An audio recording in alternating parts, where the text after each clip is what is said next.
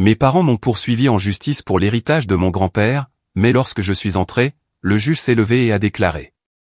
Salut l'ami, s'il te plaît, abonne-toi. Une seconde pour toi, c'est énorme pour moi. Mes parents m'ont poursuivi en justice juste après le décès de mon grand-père, le juge le plus renommé d'Arizona. Il prétendait que j'avais manipulé une personne âgée pour m'emparer de ses biens. Je n'ai pas dit un mot. J'ai simplement présenté la seule preuve, le journal intime qu'ils avaient autrefois déchiré en morceaux. Ce jour-là au tribunal, le juge m'a regardé un long moment et a demandé « Excusez-moi, êtes-vous » ? Bonjour, je m'appelle Ethan Parker. J'ai 32 ans et je suis actuellement procureur pour l'État de l'Arizona, vivant et travaillant à Sedona, où je suis né et où j'ai grandi. Si vous me demandiez de raconter l'histoire de ma vie, je ne saurais par où commencer, car elle ressemble à un vieux livre. Ses premières pages sont jaunies, remplies de souvenirs que je veux à la fois chérir et laisser partir. Mais peut-être que pour comprendre qui je suis aujourd'hui, vous devez connaître ces premiers jours. Les jours où j'ai été abandonné, mais aussi aimé plus que je n'aurais jamais cru le mériter. Sedona est une petite ville imprégnée du charme du sud-ouest, avec ses routes de terre rouge et ses maisons en pisé nichées sous un soleil d'or éclatant. C'est là que je suis né, mais pas là où j'ai été élevé avec l'amour de mes parents. Mon père, Daniel Parker, était autrefois une star du basketball. Grand, fort, avec un sourire qui pouvait charmer n'importe qui. À 25 ans, il était un athlète très bien payé, avec des contrats publicitaires et des tournées à travers le pays. Ma mère, Laura Parker, était une jeune journaliste vive et ambitieuse. Elle avait des cheveux blonds dorés, des yeux bleus perçants et une voix qui pouvait faire taire une salle entière lorsqu'elle parlait des histoires qu'elle poursuivait. Ils formaient un couple parfait, du moins en apparence, vivant à 100 à l'heure, s'aimant passionnément et dépensant l'argent comme si c'était de l'eau. Mais je n'appartenais pas à leur monde scintillant. J'étais un accident, un imprévu qu'ils n'avaient ni anticipé ni voulu garder. Selon mon grand-père, quand j'avais 1 an, mes parents se sont présentés à la maison de mes grands-parents à la périphérie de Sedona, me laissant avec un petit sac de vêtements et la vague promesse de revenir me chercher bientôt. Ils n'ont jamais tenu cette promesse. Ils m'ont laissé là comme on oublierait un objet sans importance. Et c'est ainsi que j'ai intégré le foyer de mes grands-parents, le juge Robert Parker et Grace, la femme la plus douce que j'ai jamais connue. La maison de mes grands-parents se trouvait au bout d'une route tranquille, entourée de grands pins et d'un jardin rempli de fleurs sauvages. Elle n'était ni grande ni luxueuse, mais elle était toujours chaleureuse, comme si l'amour de mes grands-parents s'infiltrait dans chaque brique et chaque vitre. Mon grand-père, Robert Parker, était un juge renommé à Sedona. Grand et mince, avec des cheveux argentés et des yeux marrons profonds qui semblaient lire en vous, à la recherche de la vérité. C'était un homme strict, mais il ne m'a jamais fait peur. Au contraire, il me faisait sentir en sécurité, comme si tant qu'il était là, le monde ne pourrait jamais s'effondrer. Ma grand-mère, Grace, était une pièce entièrement différente du puzzle, petite, avec un sourire doux et des mains toujours affairées à pétrir la pâte à pain ou à tailler les plantes du jardin. Elle chantait de vieilles chansons folkloriques, sa voix n'était pas particulièrement belle, mais elle débordait d'émotion. Chaque fois que je l'entendais chanter, c'était comme être enveloppé dans une étreinte. Elle m'a appris à faire du pain de maïs, à planter des graines de tournesol et à prendre soin des autres, non seulement par des actes, mais avec le cœur. J'ai grandi dans cette maison, entouré de soirées où mon grand-père lisait des livres de droit sous la lueur d'une lampe, et de matins où ma grand-mère m'entraînait au jardin pour m'apprendre à identifier chaque plante. Mon grand-père aimait me raconter de vieilles affaires, des histoires de justice et de vérité.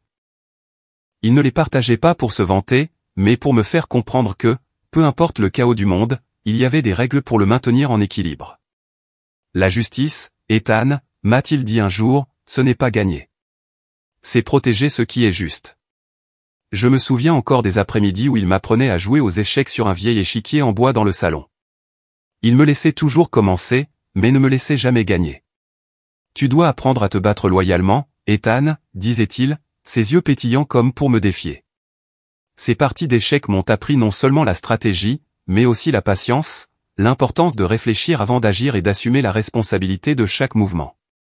Mais tout dans mon enfance n'était pas que soleil et rire. Il y avait des moments, souvent la nuit, où j'étais allongé dans mon petit lit, dans ma petite chambre, à me poser des questions sur mes parents. Où étaient-ils? Que faisaient-ils? Pourquoi m'avaient-ils laissé? Pourquoi ne voulaient-ils pas de moi? Ces questions étaient comme de petites pierres s'accumulant silencieusement dans mon cœur, me donnant l'impression d'être une pièce de puzzle qui ne s'emboîtait nulle part.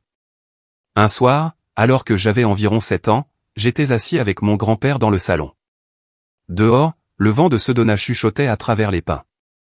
Je tenais une pièce d'échecs, la tournant dans ma main, et j'ai finalement trouvé le courage de poser la question qui me hantait depuis si longtemps. Grand-père, pourquoi mes parents ne sont-ils pas là avec moi? Il s'est arrêté, sa main planant au-dessus d'un cavalier, ses yeux ont croisé les miens, non pas avec pitié, mais avec une profonde sincérité. Il a posé la pièce, a soupiré et a dit, « Ethan, dans ce monde, certaines personnes choisissent de vivre pour elles-mêmes. Elles courent après la joie, la liberté, ou tout ce qui les fait se sentir vivantes. Mais d'autres choisissent de vivre pour les autres, pour quelque chose de plus grand qu'eux-mêmes. Tes parents, ils ont choisi leur propre chemin. Mais toi, tu es là, et nous t'avons choisi. » Ces mots, simples mais percutants, se sont gravés dans mon esprit comme une sculpture. Ils n'ont pas effacé la douleur, mais ils m'ont donné une façon de la comprendre. Je n'étais pas un enfant abandonné. J'étais un enfant choisi, aimé et élevé par 2 personnes qui avaient consacré leur vie à ce qui était juste. Dans les années qui ont suivi, j'ai grandi dans cette maison, façonné par les leçons de justice de mon grand-père et les étreintes de ma grand-mère. J'ai appris à faire du pain de maïs sans le brûler, à savoir quand une plante avait besoin d'eau et à lire les épais livres de droit que mon grand-père laissait sur la table.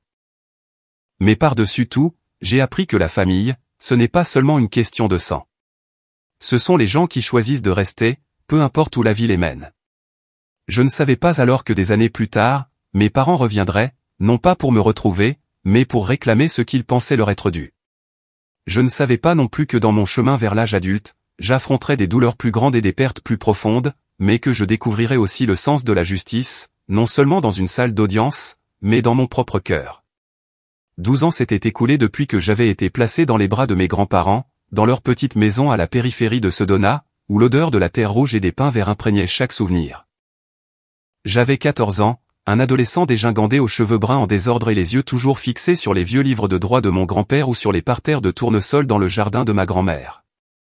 Sedona restait inchangé, avec ses routes sinueuses et ses maisons en pisé brillant sous la lumière dorée du soleil. Mais en moi, le monde devenait plus vaste et plus compliqué. Mon grand-père, Robert Parker, était toujours le juge respecté de la région. Chaque matin, il enfilait sa veste de costume noir, nouait sa cravate méticuleusement et sortait de la maison d'un pas droit et assuré, comme s'il portait le poids de la loi sur ses épaules. Mais je commençais à remarquer des rides plus profondes sur son front, et ses yeux s'égaraient parfois comme s'ils étaient perdus dans une pensée lointaine. Ma grand-mère, Grace, était toujours aussi douce, mais je pouvais voir qu'elle se fatiguait. Le matin, quand elle allait au jardin, elle s'arrêtait pour reprendre son souffle, la main sur la poitrine, son sourire faible comme pour cacher quelque chose. Je n'osais pas demander, mais au fond de moi, je savais que le temps lui enlevait quelque chose de précieux. J'étais un bon élève, non pas parce que j'étais exceptionnellement brillant, mais parce que je ne voulais pas décevoir mes grands-parents. Chaque bonne note, chaque compliment d'un professeur, je les rapportais à la maison comme de petits cadeaux pour voir le sourire sur leur visage. Mon grand-père m'apprenait toujours les échecs, mais maintenant, je commençais à gagner quelques parties.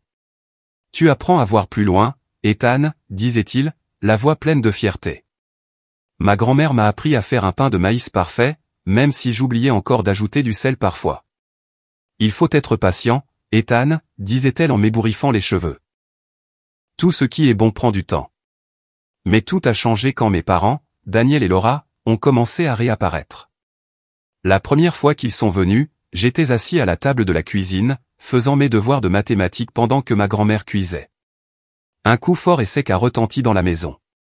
Puis une voix d'homme familière a appelé, « Papa, ouvre la porte. » C'est moi, a murmuré doucement ma grand-mère, ses yeux pétillants d'inquiétude. C'est Daniel. Mon cœur s'est emballé, non pas de joie, mais d'un sentiment étrange, comme si j'allais affronter quelque chose que je ne pouvais pas contrôler. J'ai couru ouvrir la porte. Mes parents ont semblé momentanément surpris de me voir, puis ont rapidement retrouvé leur sang-froid, comme si de rien n'était.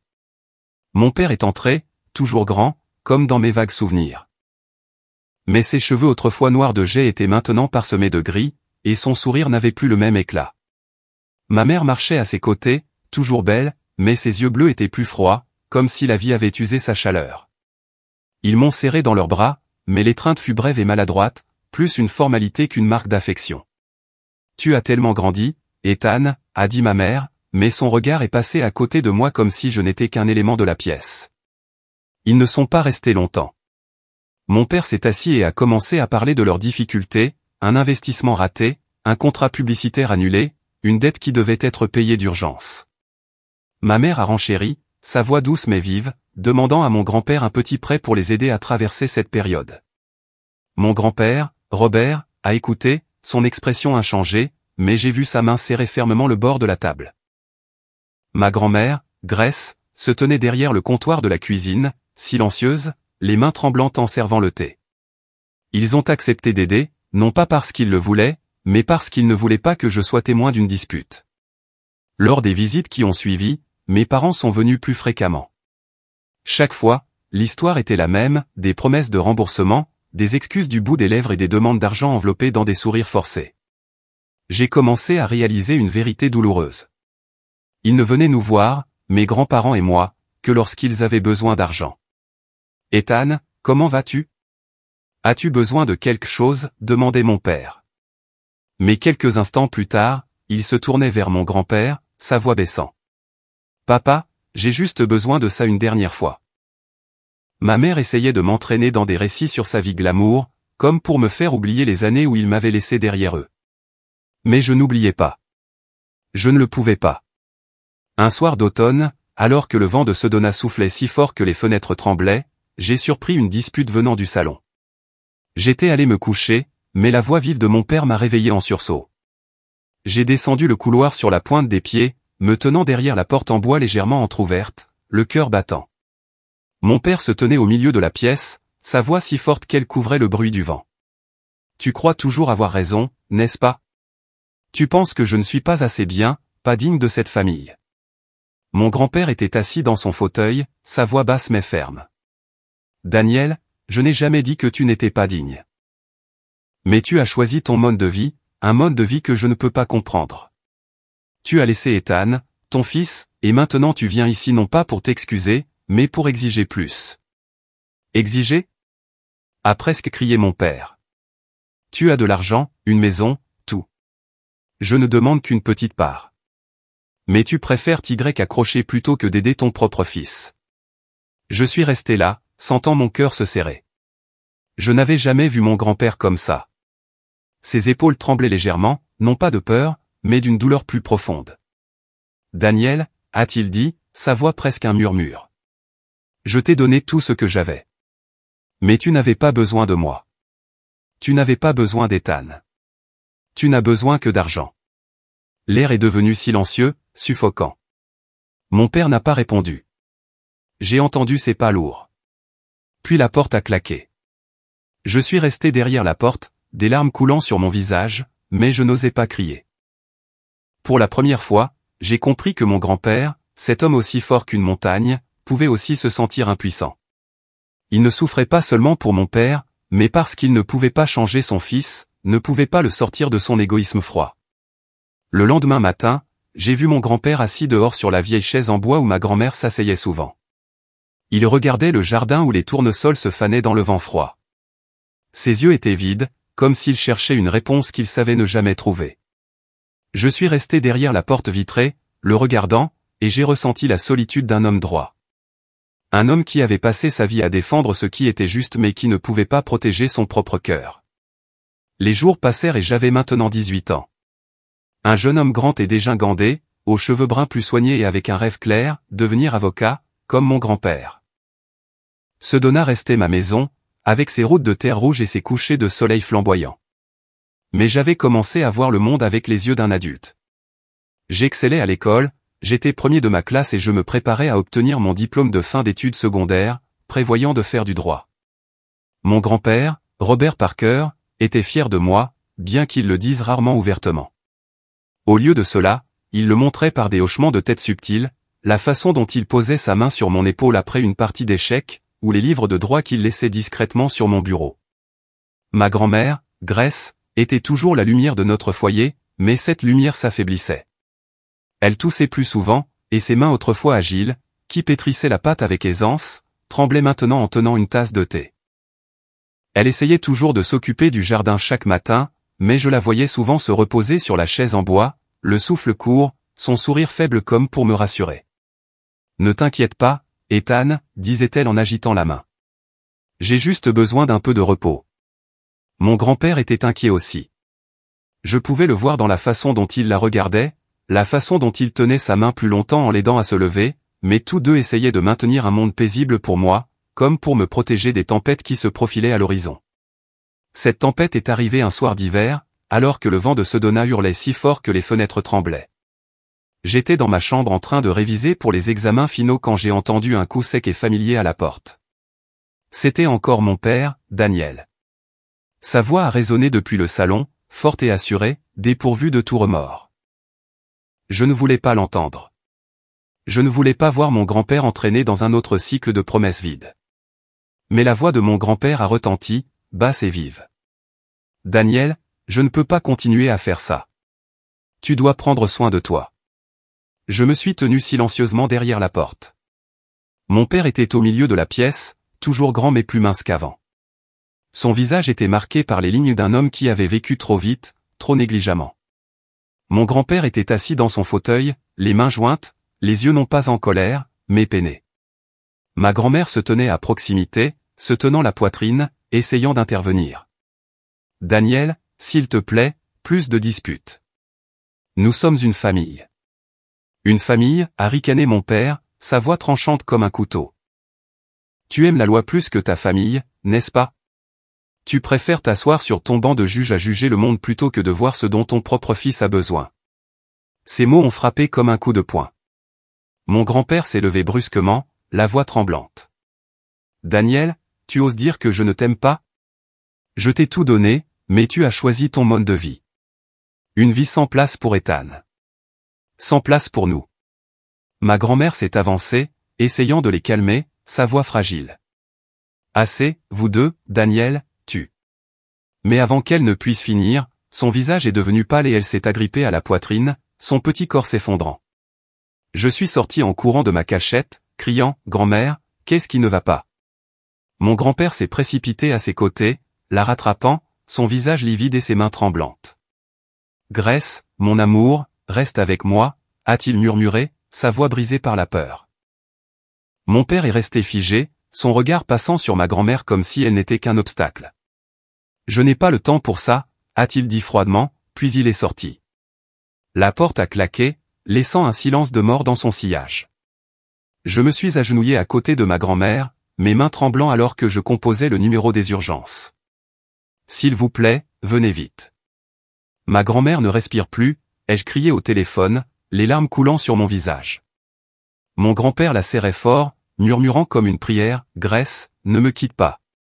S'il te plaît, mon Dieu, ne la prends pas, je ne l'avais jamais vu comme ça. » L'homme aussi fort qu'une montagne n'était plus qu'un vieil homme tremblant, impuissant face à sa douleur. L'ambulance est arrivée, ses gyrophares rouges clignotant dans la nuit silencieuse. Les sirènes hurlaient dans l'air, se mêlant au vent et au battement de mon cœur. Les ambulanciers se sont précipités dans la maison, plaçant rapidement ma grand-mère sur une civière. Mon grand-père a agrippé sa main, ses lèvres tremblant alors qu'il appelait son nom en désespoir de cause. Je suis resté figé, puis j'ai couru après eux. Ils l'ont fait monter dans l'ambulance, et alors que les portes se fermaient, la lumière rouge a balayé le visage pâle de mon grand-père. J'ai saisi sa main. Elle était froide et tremblante, comme si son monde entier venait de s'écrouler. À l'hôpital, nous nous sommes assis sur des chaises en métal froid. Le temps s'étirait, lourd et infini. Mon grand-père était silencieux, son regard fixé sur un point lointain, comme si son âme dérivait vers un endroit que je ne pouvais pas atteindre. Des heures plus tard, un médecin est sorti, retirant son masque, le visage sombre. « Je suis vraiment désolé, » a-t-il dit lentement. « Nous avons fait tout ce que nous pouvions. Elle a eu une crise cardiaque. Nous n'avons pas pu la sauver. » J'ai regardé mon grand-père. Il n'a pas pleuré, il a seulement hoché faiblement la tête, les yeux vides, comme si la moitié de son âme venait de le quitter pour toujours. 3 jours plus tard, les funérailles de ma grand-mère ont eu lieu dans une petite église de Sedona. L'air était lourd de larmes et de condoléances chuchotées. Les habitants de la ville sont venus en masse, apportant des fleurs et des histoires sur sa gentillesse. Mais Daniel et Laura, mes parents, était introuvable. J'avais gardé une lueur d'espoir qu'ils viendraient, que la mort de ma grand-mère les secourait. Je les ai appelés à nouveau, ma voix presque suppliante, les funérailles de grand-mère sont demain. S'il vous plaît, venez pour elle. Mais leur messagerie vocale est restée silencieuse. Un vieil ami de mon grand-père, Frank Bennett, un avocat à la retraite, s'est tenu à côté de moi lors des funérailles, posant une main sur mon épaule et murmurant « Il ne te mérite pas, Ethan, et il ne mérite certainement pas Grace ». Ces mots m'ont étranglé, mais je ne pouvais pas le contredire. Leur absence fut le coup de poignard final, coupant le dernier fil qui me liait à eux. Je me tenais près du cercueil de ma grand-mère, regardant son visage serein comme si elle dormait simplement. Mon grand-père se tenait à côté de moi, silencieux, les yeux rougis. Pour la première fois de ma vie, je l'ai vu pleurer. Des larmes silencieuses coulaient sur son visage, et j'ai eu l'impression que mon cœur se brisait en 1000 morceaux. Il n'a rien dit, il a seulement posé une main sur mon épaule. Et je savais qu'il essayait d'être fort pour moi, comme il l'avait toujours été. Mais l'absence de mes parents à ce moment-là a rendu la douleur encore plus amère. Ils ne m'avaient pas seulement abandonné enfant. Ils avaient abandonné ma grand-mère, la femme qui leur avait autrefois ouvert les bras, bien qu'ils ne l'aient jamais appréciée. Cette nuit-là, alors que les bougies de l'église s'éteignaient, je me suis assis seul dans ma chambre, regardant le jardin maintenant vide. J'ai pensé à ma grand-mère, à son sourire, à la façon dont elle tenait ma main quand j'avais peur. Et j'ai pensé à mes parents, à leur cruauté, à la façon dont ils sont partis sans se retourner, même alors que ma grand-mère nous quittait pour toujours. Dans mon cœur, un vœu silencieux a pris forme. Je deviendrai un défenseur de la justice, non seulement pour punir les coupables, mais pour m'assurer que personne d'autre n'aurait à endurer l'impuissance que mon grand-père et moi ressentions, blessés par l'indifférence des autres. Le matin après les funérailles, j'ai trouvé mon grand-père debout dans la cuisine, tenant une tasse de café qui avait refroidi. Il n'a rien dit, il regardait simplement par la fenêtre où le soleil de Sedona baignait les pins. Mon grand-père, Robert Parker, le juge qui commandait autrefois le respect dans toute la région, semblait maintenant plus petit, comme si la mort de ma grand-mère avait drainé une partie de sa vitalité. Quelques semaines plus tard, il m'a appelé dans le salon où ses livres de droit étaient toujours bien rangés sur les étagères. Il s'est assis, sa voix basse mais claire. « Ethan, j'ai décidé de prendre ma retraite. » Un homme qui n'a pas pu protéger celle qu'il aimait n'a plus le droit de siéger sur le banc. Ces mots m'ont stupéfié.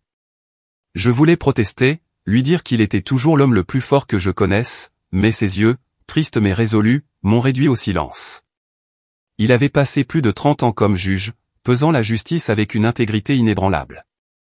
Mais maintenant, il choisissait de se retirer, non par faiblesse, mais parce qu'il sentait qu'il avait échoué dans ce qui comptait le plus, garder ma grand-mère avec nous. À partir de ce moment, il a vécu plus tranquillement. Il passait ses journées à lire les vieux romans que ma grand-mère avait aimés, ou à s'occuper des fleurs qu'elle avait plantées dans le jardin. Mais j'ai remarqué que malgré ses efforts pour maintenir le jardin en vie, ses yeux portaient toujours une profonde tristesse, comme s'il cherchait son ombre dans chaque pétale.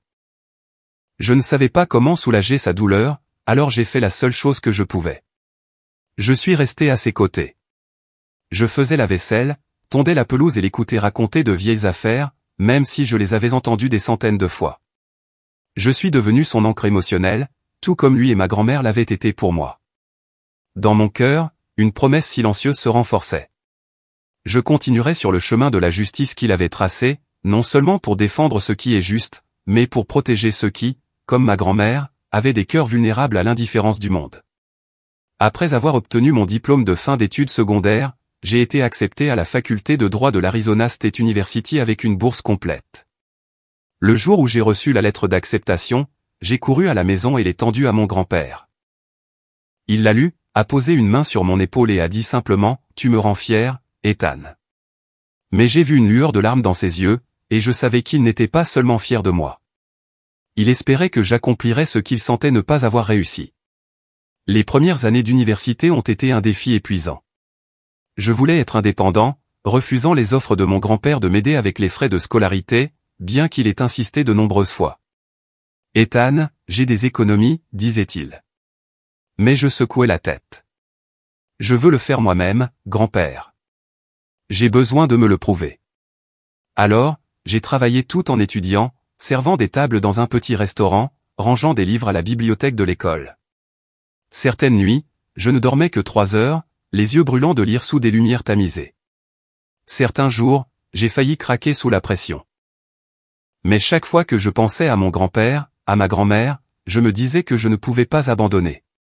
Mon grand-père m'écrivait des lettres, manuscrites sur du papier jaune pâle, son écriture aussi soignée que son caractère. Il écrivait sur de vieilles affaires, des moments où il s'était trouvé à la croisée des chemins entre le bien et le mal, et sur le sens de pratiquer le droit, non pour gagner, mais pour protéger.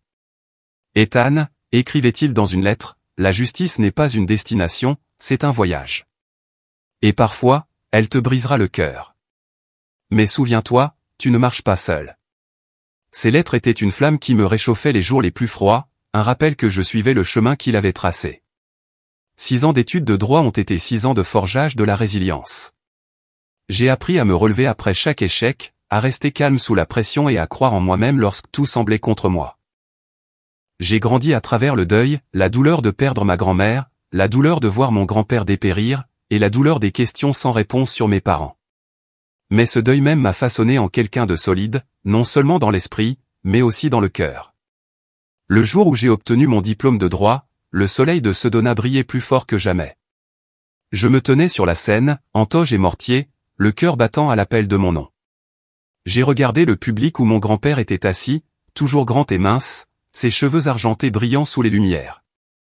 Il portait son vieux costume noir, mais son visage s'est illuminé d'un sourire, le premier que j'avais vu depuis le décès de ma grand-mère. En descendant, il m'a serré plus fort que jamais et a murmuré, « Ta grand-mère serait si fière, Ethan. » Ses yeux brillaient, et j'ai su à ce moment-là qu'il ne voyait pas seulement moi, mais une partie d'elle, une partie de lui-même. Après ce jour, je suis retourné à Sedona, armé de mon diplôme de droit et d'un désir ardent d'être à la hauteur des leçons que mes grands-parents m'avaient inculquées. J'ai été engagé comme procureur adjoint au bureau du procureur de district, un travail plein de pression, mais débordant de sens. Chaque jour, j'entrais dans le bureau, face à des piles de dossiers allant du vol à l'étalage à la fraude financière complexe. J'ai appris à me tenir devant un tribunal, à faire face à des regards sceptiques et à défendre la justice avec l'intégrité que mon grand-père avait gravée dans mon âme. Bien qu'à la retraite, mon grand-père restait mon guide. Il ne siégeait plus sur le banc, mais sa sagesse et sa compassion étaient une source d'inspiration inépuisable. Chaque soir, après des heures de travail harassantes, je rentrais dans la vieille maison à la périphérie de Sedona, où il vivait toujours, s'occupant d'un jardin maintenant réduit à quelques fleurs solitaires. Nous nous asseyions dans le salon, près de l'échiquier usé de ma grand-mère, ses pièces ébréchées portant encore la chaleur des jours passés. J'apportais des dossiers, les lui lisant à voix haute, et nous discutions non seulement de la loi, mais aussi d'éthique, d'équité et des lignes floues entre le bien et le mal. Être procureur, ce n'est pas gagner, Ethan, m'a-t-il dit un soir, alors que la lumière dorée de la lampe projetait des ombres sur son visage ridé. C'est protéger ce qui est juste, même quand ça te brise le cœur. Parfois, tu feras face à des choix difficiles, mais ne laisse jamais ton cœur perdre la foi. J'ai hoché la tête, mémorisant chaque mot comme s'ils étaient des pierres précieuses qu'il me laissait. Mes collègues au bureau ont commencé à me respecter, non pas parce que j'étais plus compétent qu'eux, mais pour le calme et l'intégrité que j'apportais à mon travail. Je ne me suis jamais précipité pour condamner, jamais laissé les émotions l'emporter sur la raison, même si certaines affaires me tenaient éveillé la nuit. Une fois, j'ai traité une affaire de vol impliquant un adolescent à peine plus âgé que je ne l'étais des années auparavant. Il se tenait au tribunal, les yeux remplis de panique, et j'ai vu une partie de moi-même, un garçon autrefois perdu au milieu de questions sans réponse. Je suis rentré chez moi et l'ai raconté à mon grand-père, qui m'a regardé avec des yeux doux. Il n'a pas seulement besoin de justice, Ethan. Il a besoin d'une chance. Donne-lui ce que tes parents ne t'ont jamais donné. J'ai suivi son conseil, recommandant une peine plus légère avec une réhabilitation obligatoire. Plus tard, lorsque le garçon m'a envoyé une lettre de remerciement, j'ai su que j'avais fait ce qu'il fallait. Les moments avec mon grand-père ont été les plus beaux chapitres de ma vie. Nous n'étions pas seulement grand-père et petit-fils. Nous étions des amis, un juge qui avait parcouru le chemin de la justice et un procureur qui ne faisait que le commencer. Chaque fois que je peinais sur mes premières affaires, je me tournais vers lui. Nous restions assis tard dans la nuit devant des tasses de thé froid et le vieil échiquier, parlant de choses grandes et simples. Il partageait des histoires de sa jeunesse, comment ma grand-mère lui avait fait croire en l'amour, et comment il avait appris que la justice n'était pas seulement une question de loi, mais des cœurs de ceux qui les défendent. Mais le temps n'attend personne. Mon grand-père s'affaiblissait. Ses toux sèches devenaient plus fréquentes, et parfois il oubliait le nom d'un livre ou une histoire qu'il avait déjà racontée. Je m'inquiétais, mais il souriait seulement. N'aie pas peur, Ethan. Je suis vieux, mais mon cœur est toujours là avec toi. J'ai essayé de passer plus de temps avec lui, apportant des histoires du tribunal, même si parfois je voulais juste qu'il se repose. Mais il insistait toujours, raconte-moi, Ethan. La justice est ce qui me maintient en vie. Un matin d'automne, alors que la douce lumière du soleil de Sedona filtrait par la fenêtre, je lui ai rendu visite. La maison était étrangement silencieuse. Pas de tout, pas de bruit de page tournée. Je suis entré dans le salon et je l'ai vu assis près de la fenêtre, la tête penchée en avant, un journal intime ouvert reposant sur ses genoux. Mon cœur s'est serré. J'ai appelé doucement, grand-père. Mais il n'a pas répondu. Il s'était éteint paisiblement dans son sommeil, comme s'il avait enfin trouvé la paix qu'il cherchait depuis la mort de ma grand-mère. Je me suis agenouillé à ses côtés, des larmes tombant en silence. Sur la dernière page du journal, son écriture tremblante disait « La vraie justice ne se trouve pas dans une salle d'audience, mais dans le cœur de ceux qui continuent d'y croire. » J'ai fermé le journal, embrassé sa main frêle et murmuré « Merci, grand-père, pour tout. » Je savais que désormais, je marcherais seul. Mais lui et ma grand-mère seraient toujours dans mon cœur, dans chaque décision, chaque pas que je ferais sur le chemin de la justice. Dans les jours qui ont suivi la mort de mon grand-père, Sedona semblait avoir perdu sa lumière familière. Les routes de terre rouge, les pins verts et même les couchers de soleil flamboyants portaient maintenant une teinte sombre, comme si la ville elle-même pleurait l'un de ses plus grands fils. J'ai organisé les funérailles de mon grand-père avec tout le soin que je pouvais. La petite église qui avait autrefois accueilli les funérailles de ma grand-mère a de nouveau ouvert ses portes, mais cette fois l'air semblait plus lourd, car je savais que j'avais perdu la dernière personne qui était vraiment ma famille. Les funérailles étaient solennelles, les rangées de sièges remplies à pleine capacité. Les anciens collègues de mon grand-père, juges, avocats et greffiers, sont venus de tout l'Arizona, apportant des histoires sur son intégrité et sa compassion. Les habitants de la ville, des vendeurs du marché aux agriculteurs qu'il avait autrefois aidés, étaient également présents, offrant des fleurs et des condoléances sincères. Je suis resté là, en costume noir, écoutant leurs récits sur lui, comment il écoutait toujours, même ceux qu'il condamnait, et comment il faisait croire aux gens que la justice n'était pas seulement la loi, mais une flamme de vérité. Pourtant, dans mon cœur, je ne voyais que l'image de lui assis près de la fenêtre, son journal ouvert et le regard triste dans ses yeux quand il parlait de mon père. Puis Daniel et Laura, mes parents, sont apparus. Ils sont entrés dans l'église, habillés impeccablement, comme s'ils assistaient à un événement social. Mon père portait un costume coûteux, les cheveux gominés, mais son visage était froid, dépourvu de chagrin. Ma mère, dans une longue robe noire et des gants de soie, m'a regardé comme si j'étais une simple connaissance. Il n'était pas là pour dire adieu à mon grand-père. Je savais qu'il venait pour évaluer ce qu'il pourrait tirer de sa succession. Je suis resté silencieux, serrant les poings, me concentrant sur l'organisation des funérailles. Mais chaque fois que je les voyais, je sentais le gouffre infranchissable entre nous. Ils n'étaient pas ma famille. Ma famille, c'était mes grands-parents, la petite maison avec son jardin de tournesol, les soirées près de l'échiquier et les lettres manuscrites. 2 semaines plus tard, j'étais assis dans le bureau de Thomas Reed, un ami de longue date de mon grand-père. Son bureau, situé au centre-ville de Sedona, avait des murs en bois sombre et une légère odeur de vieux livres. Monsieur Reed, un homme d'une 60aine d'années aux cheveux argentés et aux yeux bienveillants, a ouvert le testament de mon grand-père, sa voix ferme et claire. Mes parents étaient assis en face de moi, les yeux vifs comme s'ils attendaient un grand prix. J'étais assis tranquillement, les mains posées sur mes genoux, essayant de ne pas laisser mes émotions prendre le dessus. Monsieur Reed a commencé à lire. Tous mes biens, y compris la maison, les terrains, les actions et les économies, totalisant environ 4,6 millions d'euros, sont légués à mon petit-fils, Ethan Parker. Il a fait une pause, m'a regardé et a continué. Robert a laissé une note, je suis convaincu que seul ce petit-fils comprend la valeur de l'intégrité. La pièce est devenue étouffante.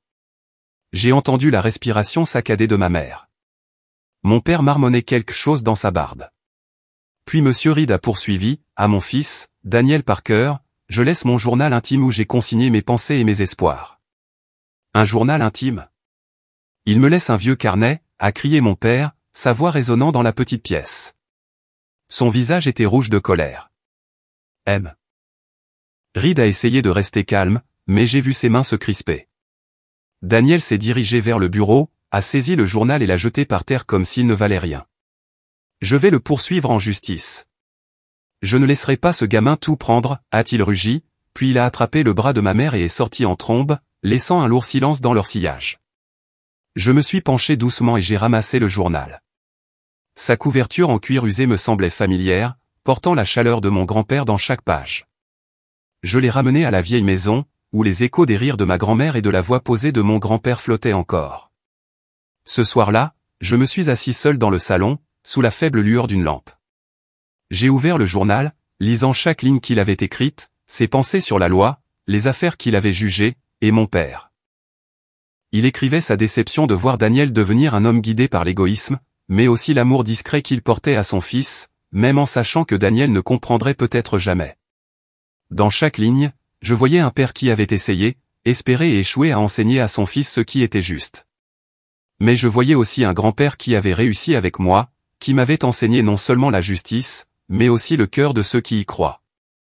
J'ai fermé le journal, des larmes tombant en silence. Je comprenais dans chaque ligne qu'il n'écrivait pas seulement sur la loi, mais sur le cœur d'un père qui n'avait pas réussi à enseigner à son fils ce qui était juste. J'ai placé le journal sur l'étagère à côté de ses vieux livres de droit, jurant que ses enseignements ne seraient pas oubliés. Mais je ne m'attendais pas à ce que quelques semaines plus tard, ce journal devienne le centre d'une tempête que mes parents allaient déchaîner. Daniel, mon père, ne pouvait pas accepter le testament. Après être sorti en trombe du cabinet de Thomas Reed, il est devenu encore plus amer. J'ai appris par des connaissances qu'il parcourait ce Donna en racontant à qui voulait l'entendre que j'avais manipulé mon grand-père, que moi, un procureur débutant, avait profité de son état de faiblesse pour m'emparer de sa succession. Ma mère, Laura, le soutenait, l'encourageant de sa voix douce mais glaciale. Ils ont engagé un avocat privé habile, un homme à l'apparence soignée et aux yeux vifs comme des couteaux. Et bientôt, un procès a été intenté devant le tribunal civil de l'Arizona. Leur accusation m'a transpercé comme une lame. Ethan Parker a exercé une influence indue et a exploité l'état de faiblesse du défunt Robert Parker pour modifier le testament et réclamer injustement la succession. La nouvelle s'est répandue comme le vent de Sedona. Les journaux locaux ont titré en grosses lettres « Un jeune procureur poursuivi par ses propres parents pour une affaire de succession ». Ces mots en gras m'ont serré la poitrine. Je n'avais jamais imaginé être au centre d'un procès, surtout un intenté par mes propres parents. Le bureau du procureur de district où je travaillais a dû me suspendre temporairement pour garantir l'impartialité. Mes collègues me regardaient avec un mélange de pitié et de curiosité, mais je ne leur en voulais pas. J'ai discrètement vidé mon bureau, emporté mes piles de dossiers à la maison et me suis préparé pour une bataille que je ne voulais pas mener. Le juge Michael Grayson a été désigné pour présider l'affaire. Quand je suis entré dans la salle d'audience le premier jour, je l'ai vu, un homme d'une cinquantaine d'années, les cheveux poivre et sel et les yeux vifs mais pas froids. Mon cœur a raté un battement en le reconnaissant. Plus de 20 ans auparavant, quand j'étais enfant, mon grand-père m'avait emmené dans une salle d'audience où Grayson, alors jeune greffier, travaillait. Je me souvenais de lui s'accroupissant, me souriant et disant « Gamin, si tu veux faire du droit, souviens-toi que la justice n'est jamais facile, mais qu'elle vaut toujours la peine de se battre. » Maintenant, il siégeait sur le banc, et quand nos regards se sont croisés, j'ai vu une lueur de reconnaissance, comme s'il se souvenait aussi de ce garçon d'il y a des années. Mais nous sommes tous deux restés silencieux, respectant l'impartialité du procès. Le procès a commencé dans une atmosphère tendue. Mes parents, soutenus par leur avocat, ont lancé des mots durs. Ils m'ont traité d'opportuniste, affirmant que j'avais exploité l'affection de mon grand-père, manipulant un homme âgé et fragile pour s'emparer de sa succession. Chaque mot était comme une coupure, mais je suis resté calme, imitant la façon dont mon grand-père faisait face aux accusations au tribunal. J'ai soumis des preuves, des lettres que mon grand-père m'avait écrites, des documents prouvant sa clarté mentale lors de la rédaction du testament, et j'ai donné un témoignage concis et clair. Je ne voulais pas que le procès devienne une bataille émotionnelle. Je voulais qu'il soit juste, comme Robert Parker me l'avait appris. Le journal intime de mon grand-père est devenu la preuve cruciale. Thomas Reed, de sa voix chaude et posée, s'est présenté devant le tribunal et a confirmé que Robert avait écrit à plusieurs reprises sur sa confiance en moi et sa déception envers son propre fils. Reed a lu un passage à voix haute, « Daniel est mon fils, mais il a choisi un chemin que je ne peux pas suivre. Je place ma confiance en Ethan, non pour la richesse, mais parce qu'il comprend que la justice réside dans le cœur de ceux qui y croient. Ces mots ont fait taire la salle d'audience. J'ai regardé mon père, je l'ai vu baisser la tête, les mains serrées, mais il n'a rien dit. Le juge Michael Grayson a ajourné le procès pour examiner les preuves. Alors que tout le monde quittait la salle, je l'ai vu s'attarder, son regard fixé sur une photo de mon grand-père au mur, une photo de lui dans sa robe de juge avec un sourire sévère mais chaleureux. Les yeux de Grayson étaient remplis d'émotion, teintés de la tristesse de vieux souvenirs, comme s'il se remémorait les jours où lui et mon grand-père s'étaient battus pour la justice ensemble. Je suis sorti du palais de justice, le cœur lourd, mais certain que, quel que soit le résultat, j'avais fait ce que mon grand-père aurait attendu de moi. Les jours d'attente du verdict passèrent lentement, comme si le temps s'étirait délibérément pour tester ma patience. Sedona restait vibrante avec ses routes de terre rouge et sa lumière radieuse, mais pour moi, tout semblait voilé d'une brume de poussière. Je suis retourné à la vieille maison de mes grands-parents, m'asseyant dans le salon où l'échiquier de ma grand-mère reposait toujours sur l'étagère et où les livres de droit de mon grand-père étaient bien alignés. J'ai ouvert son journal, relisant les lignes qu'il avait écrites sur mon père, sur l'amour, la déception et un espoir qui ne s'était jamais éteint. Chaque mot était un rappel que je ne me battais pas seulement pour un héritage, mais pour les valeurs qu'il m'avait transmises.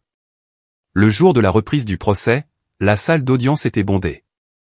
Les médias locaux s'étaient rassemblés à l'extérieur, les flashs des appareils photo crépitants et le murmure de la foule formant une toile de fond incessante. Plus d'habitants de Sedona que prévu s'étaient présentés, certains par curiosité, d'autres par respect pour mon grand-père, et d'autres pour voir la justice être rendue. J'étais assis à la table de la défense, agrippant fermement le bord, essayant de garder ma respiration régulière. Mes parents étaient assis en face de moi. Le visage de Daniel était tendu. Les yeux de Laura étaient froids, mais trahissaient une lueur d'anxiété. Ils étaient toujours habillés impeccablement, mais leur élégance semblait maintenant déplacée, comme un masque qui ne convenait plus. Le juge Michael Grayson est entré, sa robe noire bruissant légèrement alors qu'il prenait place. La salle est tombée dans le silence, à l'exception du bruissement de papier et d'une légère toux. Grayson a scruté la salle, son regard s'attardant un instant sur moi. Puis il a commencé à lire le verdict. Sa voix était profonde, claire et portait un poids qui fit retenir son souffle à la salle. Après un examen approfondi des preuves et des témoignages, le tribunal rejette les demandes du plaignant dans leur intégralité. Le testament de Robert Parker est jugé légal, et l'héritage appartient à Ethan Parker, a déclaré le juge Michael Grayson. Il a fait une pause, regardant directement mes parents, puis a dit lentement, « La justice ne se range pas du côté du sang, mais de la vérité. » Un murmure a parcouru la salle, mais je l'ai à peine entendu. Une vague de froid m'a envahi, comme si un fardeau invisible venait d'être levé de mes épaules. Mon père a baissé la tête, les mains serrées, tandis que ma mère s'est détournée, les lèvres pincées dans un mélange de déception et de honte. Je ne ressentais pas de triomphe, seulement une tristesse insidieuse. Ce n'était pas ce que je voulais, un procès qui me séparait de ceux qui m'avaient donné la vie. Mais je savais que c'était ce que mon grand-père aurait voulu. La vérité devait être protégée, quel qu'en soit le coût. Alors que la salle d'audience se vidait, je suis resté debout, tenant le journal que j'avais soigneusement restauré, ses pages recollées, sa couverture en cuir nettoyé. Je me suis approché de mon père, qui restait assis, immobile. « Papa » ai-je dit, ma voix douce mais ferme. « Tu devrais relire ce journal, non pas pour t'excuser, mais pour comprendre pourquoi grand-père n'a jamais cessé de t'aimer. » J'ai tendu le journal, le cœur battant, incertain de sa réaction. Daniel m'a regardé, et pour la première fois, ses yeux ne contenaient ni colère ni arrogance. Il est resté silencieux un long moment, puis a tendu la main, ses doigts tremblant légèrement en prenant le journal. Il n'a rien dit, il a seulement hoché la tête. Un petit geste, comme un signe de reddition, non pas à moi, mais aux vérités qu'il avait longtemps refusé d'affronter. Laura se tenait derrière lui, le regard détourné, mais elle n'est pas intervenue. Ils sont partis, leurs silhouettes disparaissant par les portes de la salle, me laissant avec un étrange sentiment de vide. Je suis sorti du palais de justice, la chaude lumière du soleil de Sedona m'enveloppant. Une légère brise a feuilleté le dossier dans ma main, symbole d'une justice restaurée à sa juste place. Je suis resté là, respirant profondément, sentant la chaleur du soleil et une paix tranquille s'installer dans mon cœur. Je savais que quelque part, mon grand-père souriait, tout comme ma grand-mère. Il m'avait appris que la justice n'est pas seulement un verdict. C'est la façon dont nous vivons. comment nous choisissons de défendre ce qui est juste, même lorsque nos cœurs souffrent. Le procès n'a pas seulement laissé des cicatrices dans mon cœur. Il a agité tout Sedona.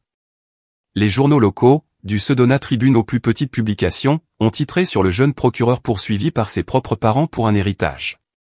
J'étais habitué à l'attention, mais ce qui m'a surpris, c'est comment la communauté a tourné son regard accusateur ailleurs, vers mes parents. Les habitants de la ville ont tourné leur dédain et leur mépris vers Daniel et Laura. Au marché du week-end, où j'achetais des légumes, les chuchotements ne me visaient plus, mais eux. Rosa, la fleuriste, m'a un jour pris la main et a dit doucement, « Tu es comme ton grand-père, Ethan. Tes parents, eux, sont une honte. » J'ai entendu d'autres vendeurs parler, leur voix remplie d'indignation. Daniel Parker, autrefois une star locale du basketball, poursuivre son propre fils pour de l'argent. Incroyable. Certains ont même refusé de vendre à ma mère quand elle est apparue, leur regard froid signifiant qu'elle n'était plus la bienvenue à Sedona. Je n'ai pas pris plaisir à entendre ces mots, mais je ne pouvais nier que les actions de mes parents les avaient aliénés d'une communauté qui les avait autrefois admirés. Dans les cafés et les boulangeries où les habitants de Sedona se réunissaient, le procès est devenu un sujet de conversation sans fin. Une fois, en faisant la queue pour du pain, j'ai entendu un groupe de personnes âgées parler de Daniel. Il était autrefois la fierté de la ville, a dit l'un d'eux en secouant la tête, mais maintenant, poursuivre son propre fils pour quelques dollars. Robert Parker serait navré. Laura n'a pas échappé aux critiques non plus. Un article local la décrivait comme « la mère qui a abandonné son fils pour la gloire, revenant maintenant pour réclamer un héritage ». Les mots coupaient comme des couteaux, et je savais que ce n'étaient pas que des paroles en l'air. Ils reflétaient une ville qui avait perdu foi en ce qu'elle considérait autrefois comme des icônes. Même dans la communauté juridique, où mon grand-père avait été une figure imposante, mes parents ont été accueillis avec une profonde déception. Un soir, en rendant visite au bureau de Thomas Reed pour le remercier de son soutien, il a soupiré et a dit « Ethan, toute cette ville sait ce que Daniel et Laura ont fait. Ils ne t'ont pas seulement trahi, ils ont trahi l'héritage de Robert. » Il a partagé que les anciens collègues de mon grand-père, des juges au greffier, avaient exprimé leur indignation. Un juge à la retraite a même dit sans détour lors d'une réunion, « Daniel Parker ne mérite pas de porter le nom de son père. » Ces réactions m'ont laissé perplexe. D'un côté, je savais que mes parents s'étaient attirés ces conséquences. De l'autre, je ne pouvais m'empêcher de ressentir une tristesse insidieuse. Ils étaient ceux qui m'avaient donné la vie, et malgré la douleur qu'ils avaient causée, je ne voulais pas les voir rejetés par toute une ville. J'ai essayé de me concentrer sur le travail pour noyer les ragots, me plongeant dans les dossiers, les histoires quotidiennes de Sedona, où chaque page était un morceau de vie humaine et de destin. Je traitais de petites affaires, mais chacune portait son propre poids, comme les leçons que mon grand-père m'avait enseignées. Que la justice ne consiste pas seulement en des verdicts, mais à redonner de l'espoir aux perdus. L'une de mes premières affaires après le procès concernait Elena, une jeune de 20 ans accusée de vandalisme pour avoir brisé la porte vitrée d'une boutique de luxe du centre-ville. Quand je l'ai rencontrée dans la salle d'interrogatoire, je n'ai pas vu une délinquante, mais une fille aux yeux rougis, aux cheveux en désordre et à la voix tremblante alors qu'elle parlait d'avoir été harcelée par le propriétaire du magasin. « Je voulais juste qu'il arrête », a-t-elle murmuré, s'agrippant au bord de la table. J'ai examiné son dossier, examiné les preuves et réalisé que ses actions ne découlaient pas d'une colère insensée, mais du désespoir. Au tribunal, j'ai présenté la vérité, en insistant sur sa situation, et j'ai recommandé des conseils plutôt qu'une punition. Lorsque le juge a accepté, Elena m'a regardé, des larmes coulant, et a dit « Merci de m'avoir cru ». À ce moment-là, j'ai senti que quelque part, mon grand-père hochait la tête en signe d'approbation, comme pour me rappeler que la justice signifie parfois écouter et comprendre. Puis il y a eu des cas plus complexes, comme celui de Maria, une mère célibataire accusée de fraude à l'aide sociale. Son dossier révélait qu'elle avait utilisé l'argent pour acheter des médicaments pour son fils malade. Au tribunal, son avocat a plaidé que c'était un acte de désespoir, pas de cupidité. Alors que je me tenais devant le juge, présentant les preuves, j'ai entendu la voix de mon grand-père dans mon esprit. La justice, ce n'est pas seulement la loi, Ethan. C'est le cœur. J'ai recommandé une peine réduite l'obligeant à rembourser les fonds progressivement. Lorsque le juge a approuvé, le regard reconnaissant de Maria est resté avec moi. Je n'étais pas sûr d'avoir tout fait parfaitement, mais je savais que j'avais essayé de protéger ce qui était juste, comme mon grand-père l'avait fait. Une autre affaire qui m'a tenu éveillé la nuit était celle de Rory, un vendeur de rue âgé accusé d'avoir agressé un client. Roré, près de 70 ans, avait un visage buriné et des mains calleuses. Au tribunal, j'ai appris que le client l'avait insulté et bousculé, poussant Roré à se défendre avec colère. Je me suis présenté devant le juge, j'ai exposé la vérité et j'ai plaidé pour que les charges soient abandonnées, soulignant que la justice doit tenir compte du contexte. Lorsque Roré a été libéré, il m'a serré la main, la voix tremblante. Merci de m'avoir écouté. J'ai souri, mais à l'intérieur, j'ai senti mon grand-père hocher la tête à nouveau. Ces affaires, bien que petites, étaient ma façon de poursuivre le chemin de mon grand-père. Chaque dossier était une histoire, chaque décision une chance de défendre ce qui est juste. Mes collègues ont commencé à m'appeler l'héritier de Robert Parker, non seulement pour la succession, mais pour la façon dont je travaillais, calmement, avec intégrité, en plaçant toujours la vérité en premier. Pourtant, je portais un vide en moi.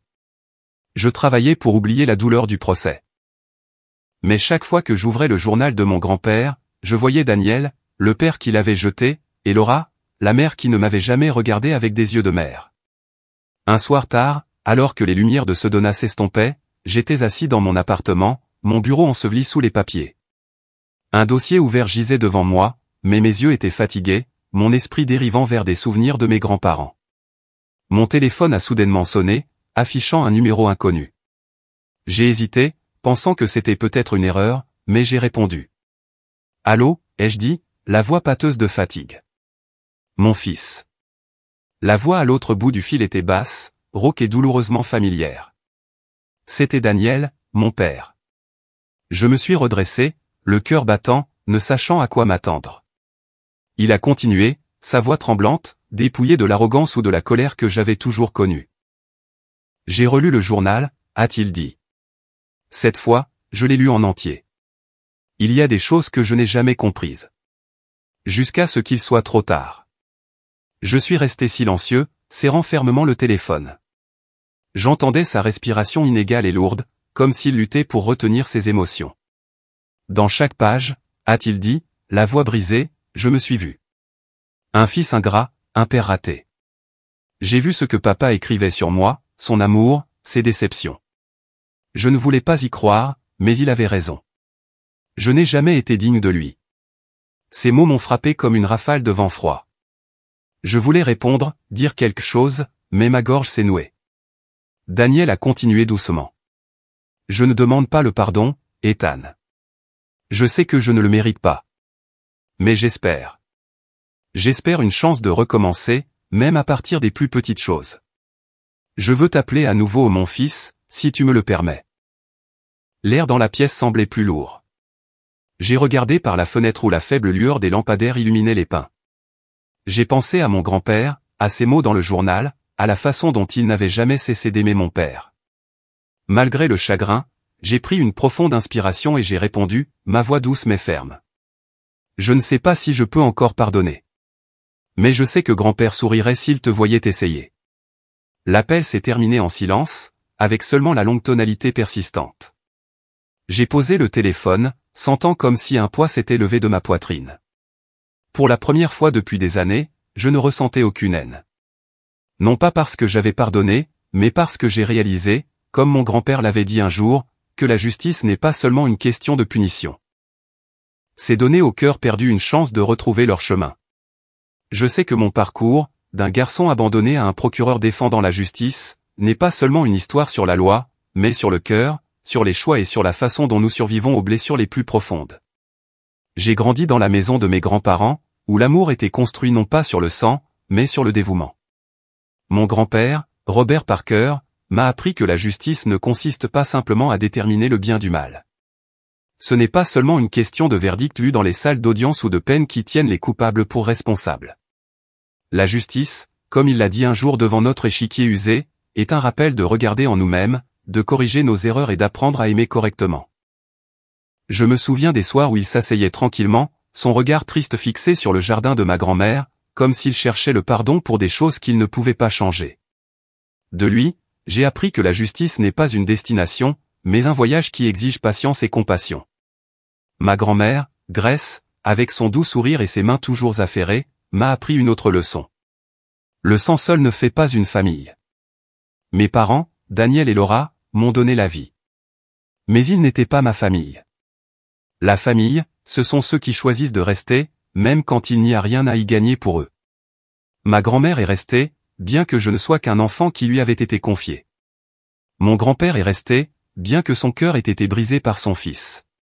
Ils m'ont choisi, non pour la richesse ou la gloire, mais par amour, un amour inconditionnel, ne demandant rien en retour.